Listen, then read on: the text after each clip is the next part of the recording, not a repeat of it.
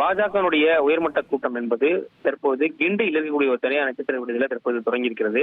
இந்த உயர்மட்ட குழு கூட்டத்தை பொறுத்த வரைக்கும் உறுப்பினராக கூடிய அந்த பாஜகனுடைய மாநில தலைவர் நயினா நாகேந்திரன், முன்னாள் மாநில தலைவராக இருக்கக்கூடிய அண்ணாமலை, தமிழிசை சவுந்தரராஜன், பொன் ராதாகிருஷ்ணன், அதுபோல மூத்த தலைவர் ராஜா, அதுபோல வானதி சீனிவாசன் உள்ளிட்டோர் தற்போது கலந்து கொண்டு இந்த கூட்டம் என்பது தற்போது தொடங்கி இருக்கிறது. இந்த கூட்டத்தை பொறுத்த வரைக்கும் பல்வேறு விஷயங்கள் என்பது இன்றைய தினம் விவாதிக்கப்பட இருக்கிறது. பல்வேறு ஆலோசனைகள் என்பது இந்த தினம் வர இருக்கிறது. அதாவது பிரதமர் நரேந்திர மோடியினுடைய தமிழ்நாடு பயணம், அது போல சட்டமன்ற தேர்தல், ஏன்னா இன்னும் 4-5 மாதங்களே இருக்கக்கூடிய சூழ்நிலையில சட்டமன்ற தேர்தல் எத்தனை தொகுதிகள் பெற வேண்டும், எந்தெந்த தொகுதியில் போட்டியிடுவது தொடர்பாகவும் பல்வேறு ஆலோசனைகள் என்பது இன்றைய தினம் வழங்கப்பட்டிருக்கிறது.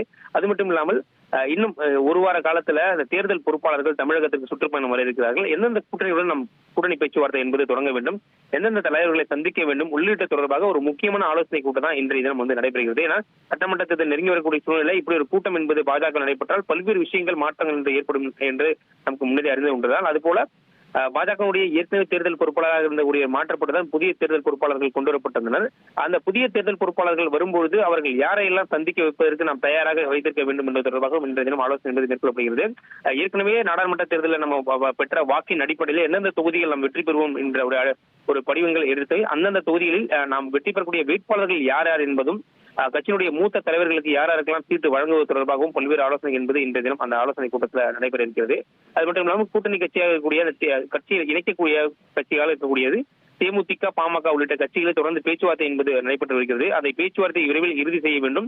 அவர்களுக்கு என்னென்ன தொகுதிகள்லாம் ஒதுக்கப்படுவார்கள், ஏன்னா ஏற்கனவே அதிமுக தரப்புல ஏற்கனவே இந்த விருப்ப மனு என்பது தொடர்ந்து பெறப்பட்டு வருகிறது. நாம் எப்போது விருப்ப மனுவை தொடங்குவது உள்ளிட்ட தொடர்பாக ஒரு முழுமையான ஒரு ஆலோசனை கூட்டம் முடிந்த பிறகு இந்த ஆலோசனை கூட்டத்தை மையமாக கொண்டு டெல்லி சென்று மத்திய உள்துறை அமைச்சர் அமித்ஷாவை சந்தித்து மொத்தத்தையும் சமர்ப்பிக்க இருப்பதாகவும் தகவலானது கிடைத்திருக்கிறது.